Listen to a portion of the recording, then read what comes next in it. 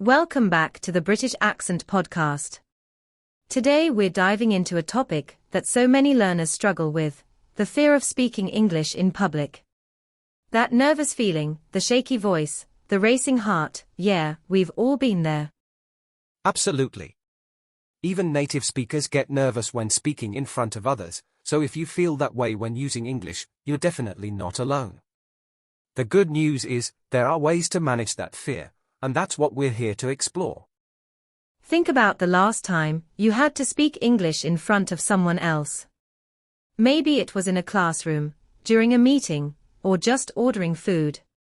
That voice in your head probably whispered, "What if I make a mistake? Or what if they don't understand me?" Right? Yeah, those what ifs are the real enemy. They create pressure before you even say a word. And the truth is, mistakes are a normal part of communication. People care far more about what you're trying to say than whether every word is perfect. Exactly. One powerful strategy is reframing how you see mistakes. Instead of viewing them as failures, see them as proof that you're actually using the language. If you never make mistakes, it probably means you're not practicing enough. Another thing is exposure. The more you put yourself in situations where you speak, even small ones, the easier it becomes. Start with low-pressure settings, like talking to yourself out loud, practicing with a friend, recording your own voice. And remember, the brain is wired to adapt. The first few times you speak up, your body might panic. But as you keep repeating the experience, your brain learns that it's not a threat. Over time, speaking in public becomes less terrifying and more natural. Another helpful approach is to start with small, low-pressure situations. For example, instead of immediately giving a presentation to a big group, try speaking English in a casual conversation with a friend or even practicing in front of a mirror. The key is gradual exposure. The more you put yourself in situations where you use English, even in small ways, the more your confidence will build step by step. Yes, and something I find really powerful is reframing mistakes. Many people fear public speaking in English because they think, what if I make a mistake? What if I sound silly? But the truth is, mistakes are proof that you're learning. Every time you stumble over a word or forget grammar, you're actually training your brain to get better. Fluency isn't about being perfect, it's about being able to communicate your thoughts, even if the words aren't perfect. Exactly. If we think about it, even native speakers make mistakes when they speak. They pause, they restart sentences, they forget words. So if you, as a learner, do the same, it's completely normal. The difference is that you're doing it in a second language, which is already an achievement. Another tip is to use preparation as a confidence booster. Before speaking in public, prepare some key phrases or sentences you know you'll use. For example, if you're introducing yourself in a meeting, rehearse 2 or 3 sentences at home. That way, when the time comes, you already have those phrases ready in your brain, and it reduces nervousness. And let's not forget the power of breathing. Fear often shows up physically, your heart races, your hands sweat, your voice shakes. Taking slow, deep breaths before and even during speaking helps calm your body and gives you more control. A calm body leads to a clearer mind. That's so true. And I'd also add, try to focus less on yourself and more on your message. Instead of thinking, do I sound okay? Am I pronouncing this right? Shift your attention to, what am I trying to share? What value am I giving my listeners? When you focus outward, fear tends to shrink. And the last point I'd emphasize is practice through community. Join English clubs, online speaking groups, or even language exchange meetups. The more you practice in supportive environments, the less scary public speaking feels when the stakes are higher. Absolutely, community support makes such a difference. You realize you're not alone, that many people are nervous about the same thing, and together, you encourage each other to keep going.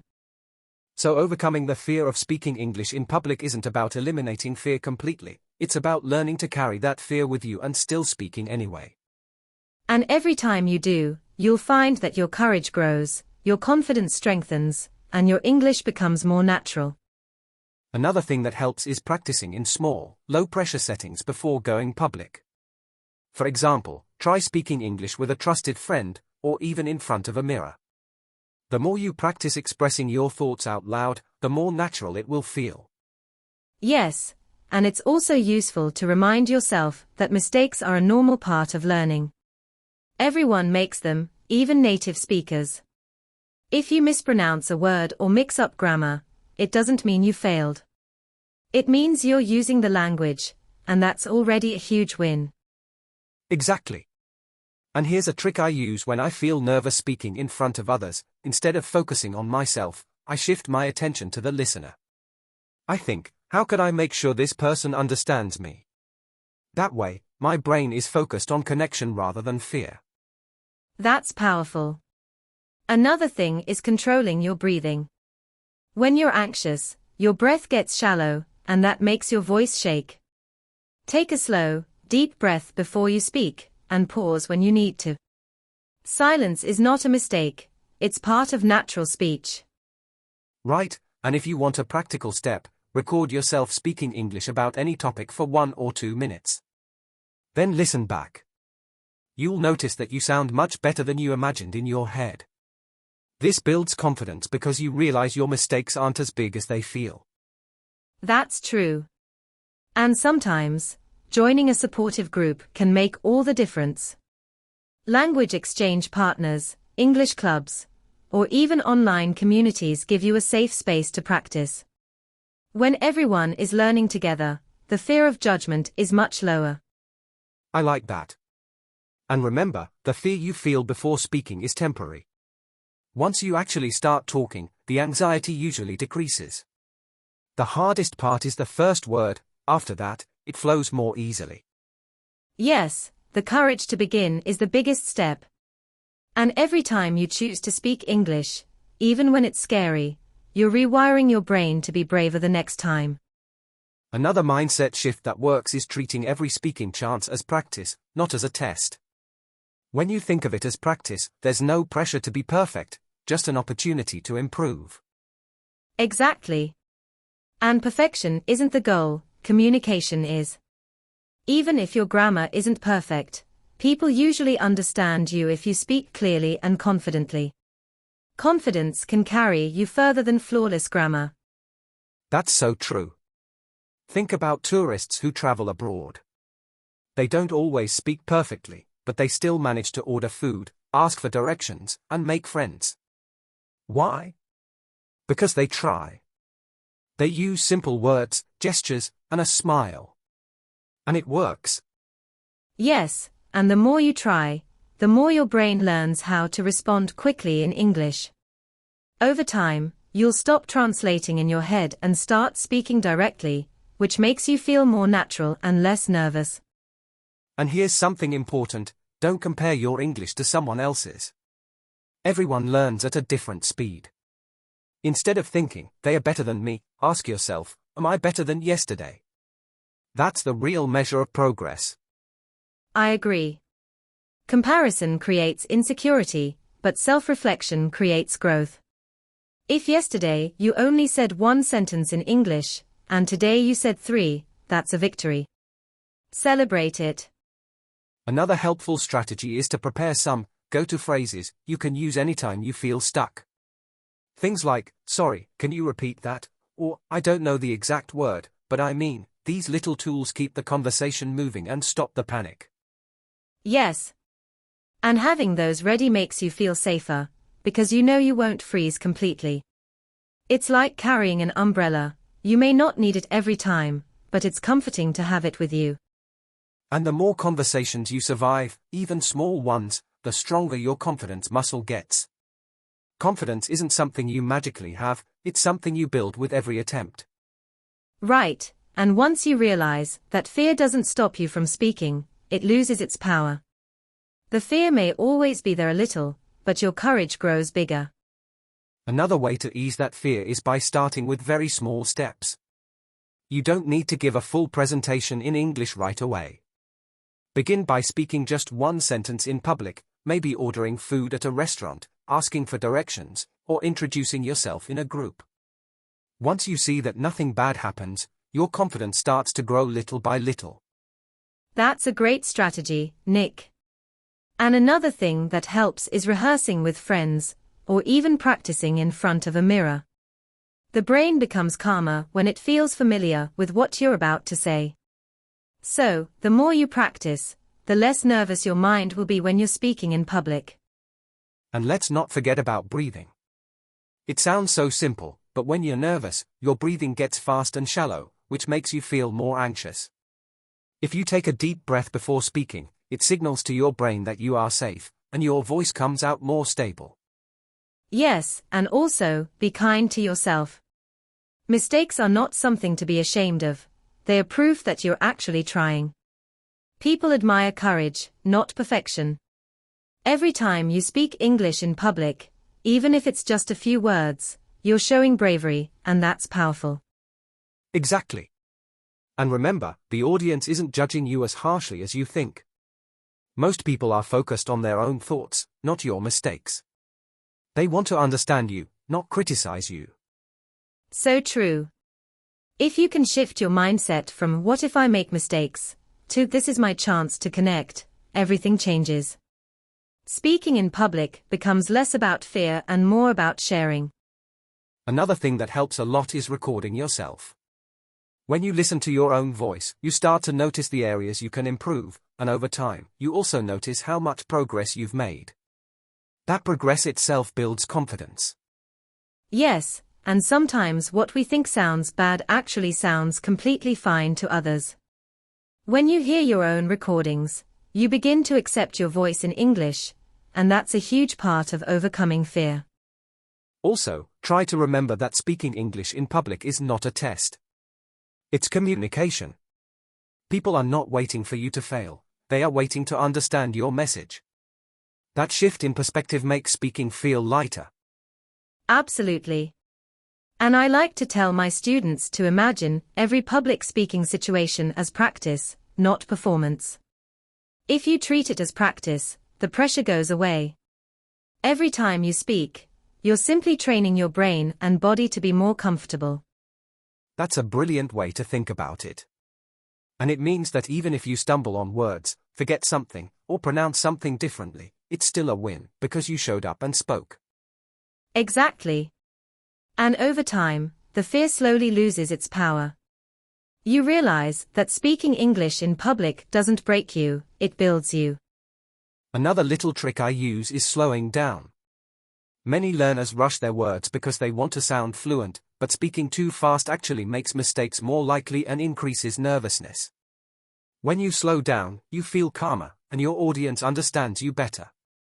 That's true, and slowing down also gives your brain time to find the right words. It feels safer. I often tell learners, silence is okay. A small pause doesn't mean you're bad at English, it just means you're thinking. Even native speakers pause all the time. Yes, and sometimes those pauses make you sound more confident, because you look like you're taking control of the conversation rather than rushing through it.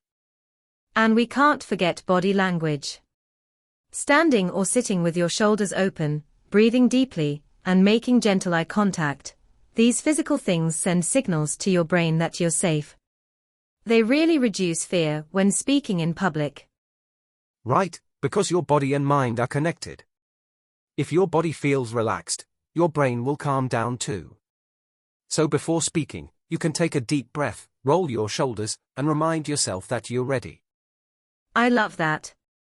And one last thing, remember that your accent is not a weakness. It's part of your story. People usually find it interesting, not bad. Embracing your accent helps you feel more comfortable speaking in public. Another powerful thing to try is practice in different environments. For example, don't just practice in your room. Go outside, maybe order food in English, or ask a question in a store. The more varied the situations, the more confident you'll become when you face a real audience. Yes, exposure is everything. If you only practice at home, your brain associates English with comfort and safety, but once you step outside, the fear returns. By practicing in real-life places, you train your mind to feel normal using English anywhere, even in front of many people. And you don't have to start with big steps. Maybe the first time, just say, "Thank you," in English to someone. Next time, ask a simple question like, "Where is the bus stop?" Over time, you'll notice that your heart doesn't beat as fast anymore when you speak. Exactly, it's like building muscle. Every small practice makes your speaking muscle stronger. Then, when the moment comes to speak in public, whether in a classroom, a meeting, or a stage, you won't feel like it's the first time. You'll feel prepared. And here's something learners often forget: everyone else is usually too focused on themselves to judge you. In public speaking, the audience wants you to succeed. They are not waiting for you to make a mistake, they are listening because they want your message. That's such a good reminder. We sometimes imagine the audience as scary, but actually, they are just people. Most of them admire your courage to speak English in public, because many of them couldn't do the same in your language. And I think that's the biggest lesson here: you don't need to wait until you're perfect before you start speaking in public. Confidence comes from action, not from waiting. Every time you speak, even if it's short and simple, you are one step closer to fluency. Yes, and the fear will never disappear completely, but it will shrink the more you practice. The important thing is not to let fear control you. Instead, use it as energy. Nervousness just means you care, and caring is what makes your speech meaningful. So, if you're listening to this, remember, you already have the courage inside you. Speaking English in public is not about being perfect, it's about being brave, showing up, and trying again. Exactly. And every word you speak in English is a victory. Don't be afraid of mistakes, because they are proof that you're growing. Keep practicing, keep pushing yourself, and soon you'll realize you're not just learning English, you're becoming confident in yourself too. Thank you for joining us today. We hope this episode inspired you to take that step, even if it feels scary. Keep going, keep speaking, and never give up on your English journey. See you in the next episode. Bye for now.